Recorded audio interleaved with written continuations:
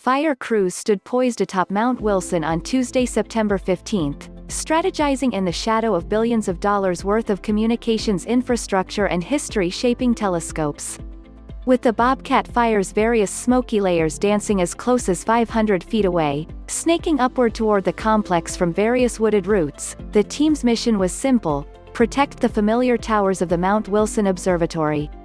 Already, a fiery tendril from the forest blaze crested a steep ridge around midday and wound toward an observation pathway facing east from the mountaintop.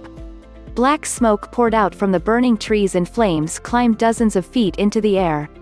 The wildfire sounded more like a waterfall, a din of cracking and popping. That small, pesky fire, however, was the least of their concerns. It was just a finger off the mammoth blaze ascending from the base of the mountain. "As you guys can tell, this is close," Los Angeles County Fire Battalion Chief Curtis Wisman said to a group of his colleagues, gesturing toward the fire as he explained what crews could face in the coming hours. "This is the closest point." Despite the hellish scene behind, he spoke with matter-of-fact precision, tapping poise shaped by experience.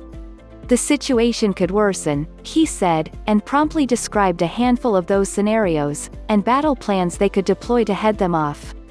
Wisman pointed to one side of the ridge, then the other. He gestured toward drainage chutes carved into the side of the mountain.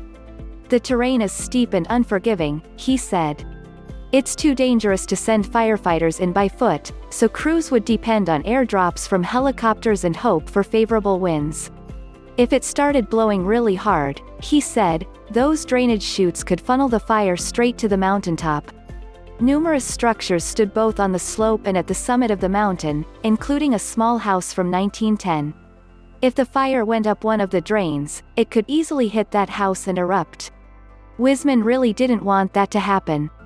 If the blaze were to make its way to the summit, yellow fire hoses wound around the grounds. One had to step carefully to avoid tripping over them. If the fire got closer, crews would line up and start spraying.